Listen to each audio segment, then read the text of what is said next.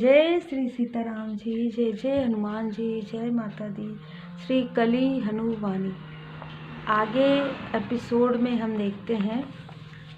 उम्मीद है आपको ज्ञान मिल रहा होगा।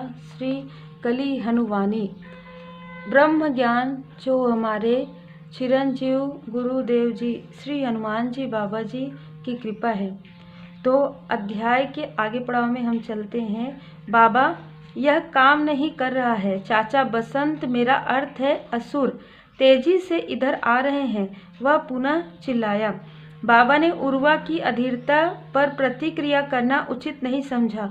उन्होंने अपना कार्य जारी रखा। दीपक के प्रकाश ने समय पर अपना प्रभाव दिखाया। जब रहस्यमय प्रकाश की किरणें बसंत की आंखों पर पहुंची तो उसकी आत्मा पुनः उसकी देह में आ गई और असुर निकलकर भाग गया। उर्वा ने देखा कि चाचा बसंत ने पहले अपने घुटने टेके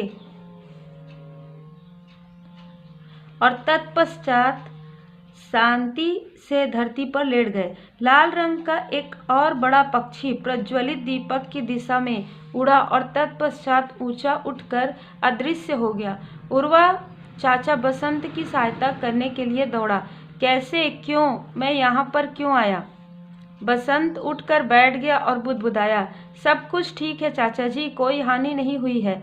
आप वापस घर जा सकते हैं। उर्वा ने चाचा बसंत के कंधे पर अपना एक हाथ रखकर उन्हें आश्वस्त किया। बसंत का चेहरा अपराध बोझ से लाल हो गया था। वह धीरे धीरे उठा, एक बार लड़खड़ाया और तत्पश्चात अपने घर की ओर बढ़ चला। कुछ क्षण पश्चात उर्वा और बाबा ने भी सभी रात्रिकालीन अनुष्ठान पूरे किए और अपने डेरे की ओर बढ़ चले। चलते चलते उर्वा ने पूछा, बाबा, उस रहस्यमय तेल से उत्पन्न होने वाले प्रकाश में ऐसा क्या है कि असुर भाग खड़े होते हैं? बाबा ने उत्तर दिया, प्रकाश में ऐसा कुछ नहीं है। सुरों और असुरों को भगाती है जागृति। जैसे घर के स्वामी के जागने पर चोर भाग उठते हैं, वैसे ही सुर और असुर भागते हैं। जैसे ही आपको यह भान होता है कि आपकी देह में अभिशप्त आत्माओं ने प्रवेश कर लिया है, तभी वे भागना शुरू कर देती है। दीपक का प्रकाश एक घंटी की तरह काम करता है, जिससे हमें उनकी उपस्थिति का बोध होता है, जैसे अभी अभी बसंत के साथ हुआ। जैसे ही प्रकाश की किरणें उसकी आंखों में गिरी, उसे जागृति हो आई। ये अभिशप्त आत्माएं आपकी देह में तब तक रहती हैं जब तक आप उनकी उपस्थिति के बारे में अनभिज्ञ रहते हो, अचेत रहते हो, सुषुप्त रहते हो।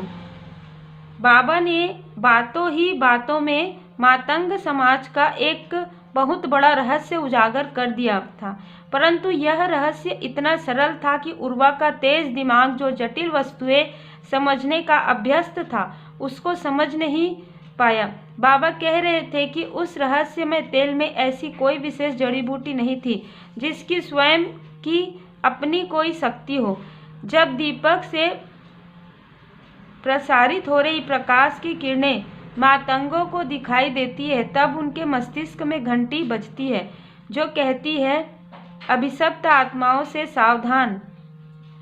उस घंटी के कारण उनकी आत्माओं में वह जागृति आती है जिसके कारण अभिशप्त आत्माएं भाग खड़ी होती हैं।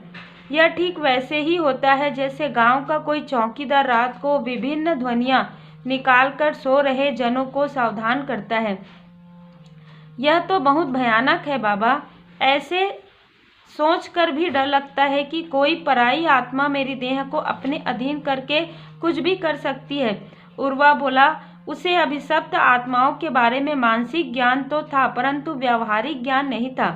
उन पराई आत्माओं द्वारा उसके चाचा बसंत की देह में घुसकर अनुष्ठान बिगाड़ने का प्रयास करते देखकर उसके पसीने छूट गए थे।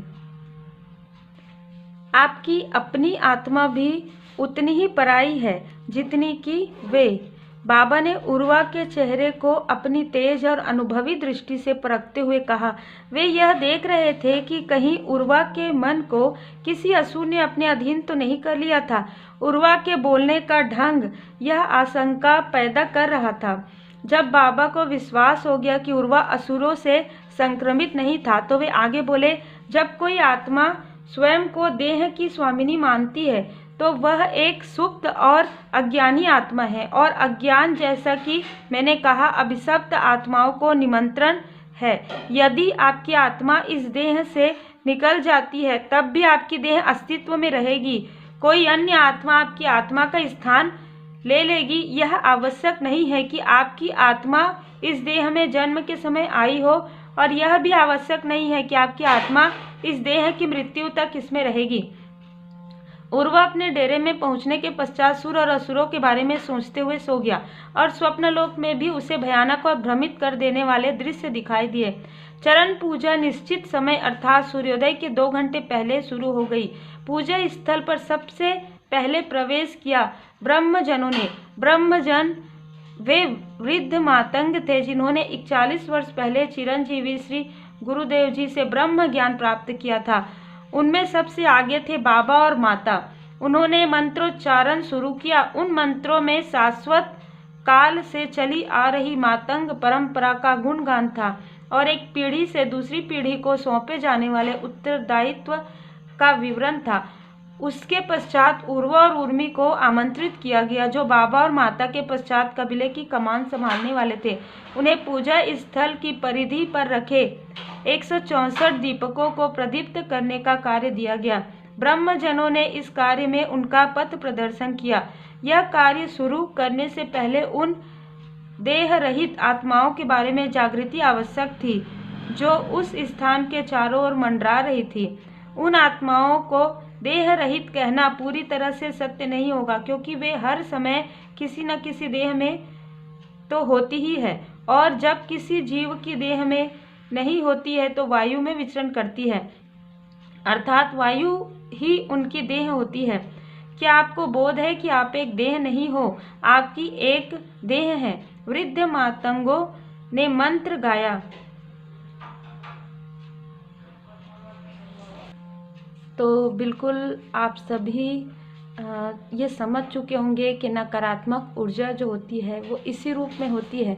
जब हम ये फील करते हैं, महसूस करते हैं, तब हमें समझ में आता है। और जो ज्ञानी होते हैं, जो हमारे कहीं ना कहीं बुजुर्ग होते थे, वो समझ जाते थे कि कुछ नकारात्मक ऊर्जा, इस वजह से बहुत सी ऐसी चीज़ें होती थी जिसे कहते हैं कि नज़र उतारना, ये सारी चीज़ें। तो ये सारी चीज़ें होती थी, और आज भी ये सारी चीज़ें होती है, क्योंकि दिन है तो रात है। लेकिन अगर आप श्री हनुमान जी बाबा जी के शरण में हैं, आप श्री चिरंजीवी गुरुदेव जी की शरण में हैं, इष्ट देव जी के शरण में हैं, तो आप ये समझ सकते हैं कि आप पूरी तरीके से सुरक्षित हैं। कोई भी ऐसी प्रवृत्ति वाले कोई भी चीज़, चाहे वो नकारात्मक ऊर्जा हो, चाहे वो आप जो भी कहिए, वो कुछ भी आपका कोई भी नुकसान नहीं कर सकती।